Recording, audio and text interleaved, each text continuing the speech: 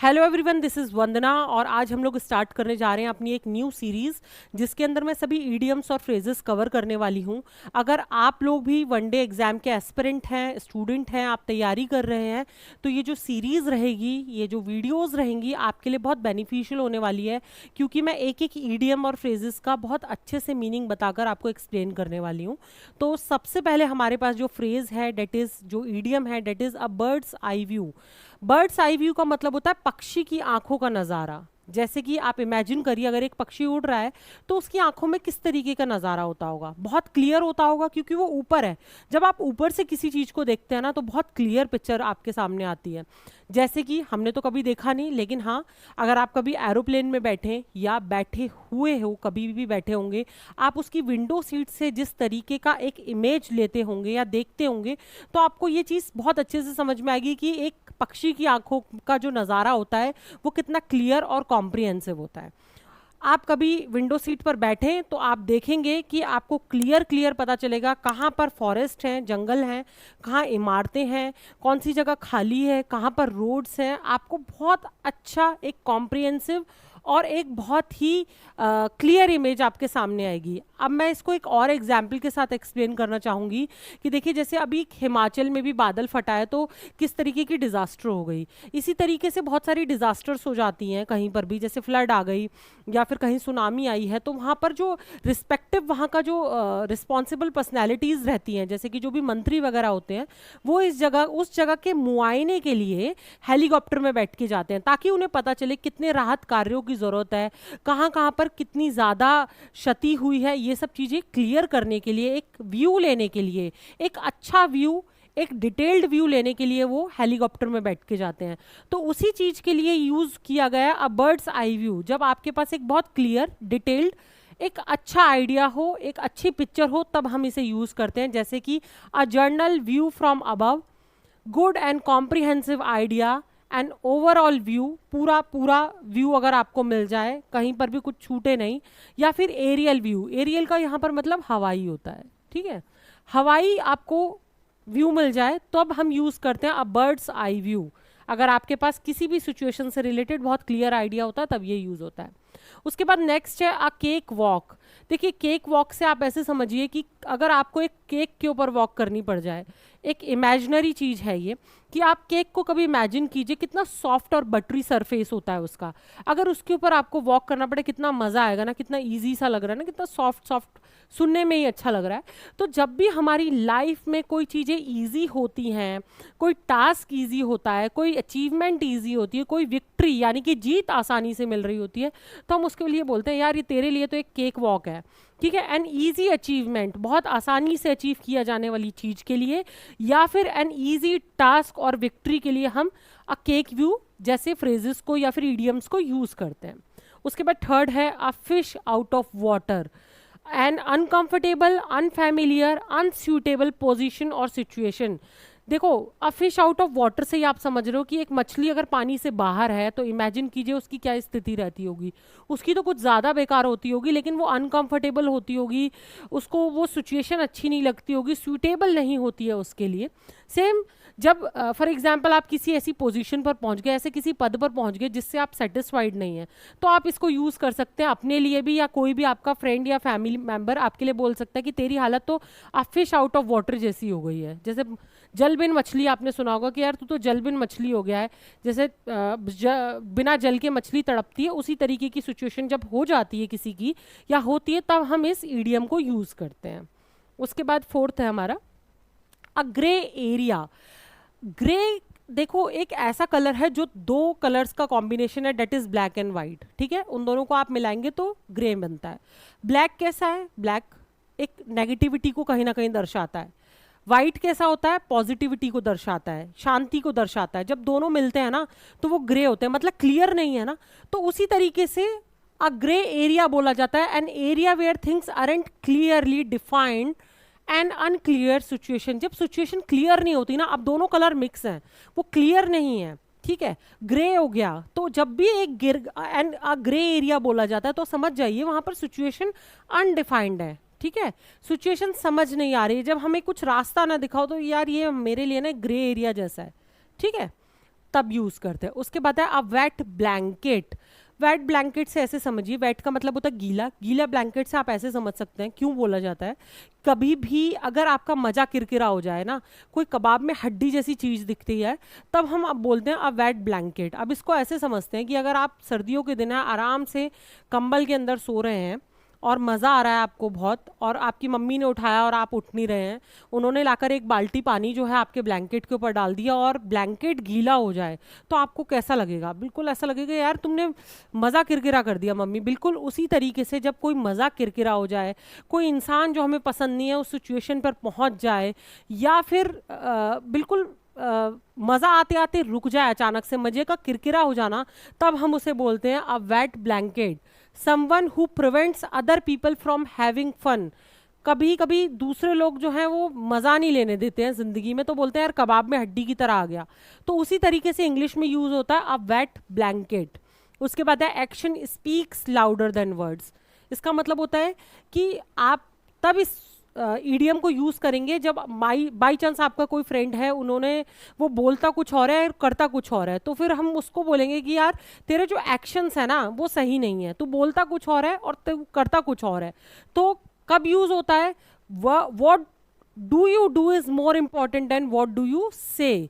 आप जो कर रहे हो वो ज़्यादा इंपॉर्टेंट है, इंस्टेड आप बोलते क्या हो। जब कभी कोई फरेबी होता है, कोई हमसे झूठ बोल रहा है, वो बोल कुछ और रहा है और कर कुछ और रहा है, तब हम इस फ्रेज को यूज़ करते हैं। What is the phrase? Action speaks louder than words. ये एक ईडियम है। उसके बाद all eyes and years. All eyes and years का मतलब होता है जब किसी सिचुएशन पर आंखों से हम देख सकते हैं, कानों से सुन सकते हैं। जब आपने दोनों चीज़ें किसी सिचुएशन पर, पर्सन पर लगा दी, तो आपको क्या मिलेगा इन रिटर्न? आप अलर्ट हो जाएंगे, आपको क्लैरिफिकेशन मिलेगा, आप क्लियर होंगे, आप अटेंटिव हो जाएंगे। तो जब हम अटेंटिव होते हैं, अलर्ट होते हैं, तब हम यूज़ करते हैं all eyes and years. I hope आपको सब समझ में आ रहा होगा। Be in the red. Red का मतलब समझिए, रेड को ना हम हमेशा सिंबलाइज करते हैं डेंजर चीज़ों के साथ। ट्रेन रोकनी है तो रेड फ्लैग को दिखा दिया जाता है, ट्रेन रुक जाती है। तो रेड हमेशा सिंबलाइज डेंजर के साथ होता है। अब उसी तरीके से जो डेथ होते हैं ना, डेथ का मतलब होता है कर्जा। डेथ नहीं है ये, दैट्स नॉट डेथ, बोलने में डेट होता है, DET, डेट। ये बी जो है साइलेंस होता है। डेट का मतलब होता है कर्जा या फिर लॉस। जब हम किसी भी सिचुएशन में, ऐसी सिचुएशन में होते हैं जहां हम लॉस फेस कर रहे हैं, जहां हमारे ऊपर बहुत सारे डेट्स हैं, तो हम क्या बोलते हैं? बी इन द रेड बोलते हैं। ठीक है, रेड हमेशा सिंबलाइज किसको करता है? डेंजर को। और ऑब्वियसली किसी के पास अगर कर्जा है तो वो डेंजर में ही है। उसके बाद नेक्स्ट है बाइट द बुलेट। देखो बुलेट क्या है? बुलेट गोलियों को कहते हैं। अगर मैं ये बोलूँ आप गोलियों को चबाइए, तो आपसे वो, आप कितना अनकंफर्टेबल होंगे। आप जब किसी चीज को करना नहीं चाहते लेकिन वो आपसे जबरदस्ती करवाई जा रही है, या आप खुद से भी करवा रहे हैं, तब हम उसे बोलते हैं ये तो मेरे लिए बाइट द बुलेट जैसा हो गया। मतलब कि गोली को चबाना कितना अनकंफर्टेबल और ना चाहते हुए करने वाला अनप्लीजेंट काम है। तो फिर कब बोला जाता है? To force yourself to do something unpleasant.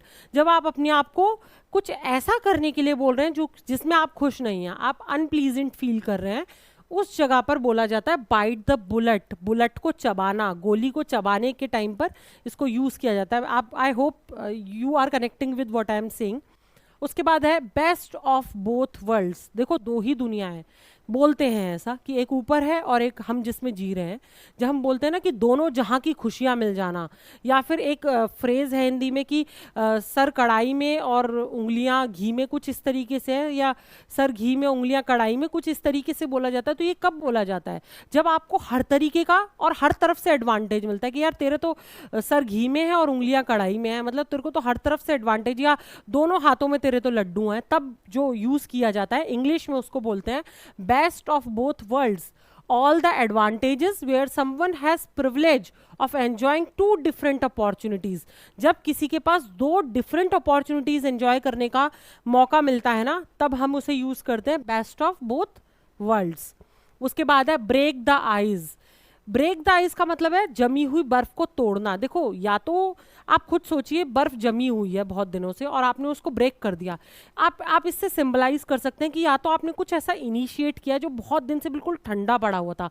बर्फ सिंबलाइज करती है ठंड को, मतलब शांति को। बहुत दिन से बहुत शांति थी, अब उस चीज को इनिशिएट किया गया कि यार तोड़ो, शुरू करो।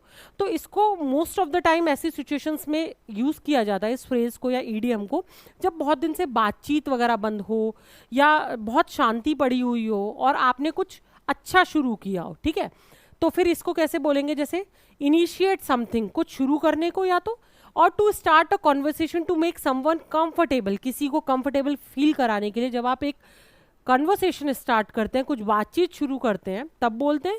या to break a painful silence, painful silence है, बहुत दिन से ठंड पड़ी हुई है, बहुत दिन से शांति है दोनों ही पक्षों में, लेकिन आपने बात करनी स्टार्ट कर दी, तो उसको बोलेंगे यार you have break the ice.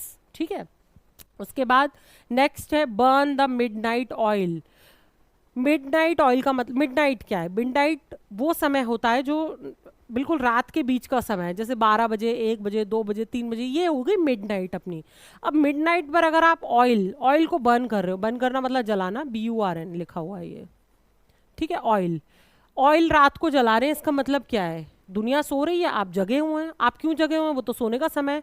या तो आप कुछ मेहनती काम कर रहे हैं, या तो पढ़ाई कर रहे हैं, या फिर आप कुछ बहुत मेहनत का काम कर रहे हैं। तो आप समझ रहे हैं, जब आप कुछ मेहनत कर रहे हैं तब इसे यूज किया जाता है। दिन रात एक करना, जैसे हम हिंदी में बोलते हैं कि यार तुमने तो दिन रात एक कर दी है, किसी काम के पीछे लगन से लगे हुए हैं, तो हम बोलते हैं बर्न द मिडनाइट ऑयल।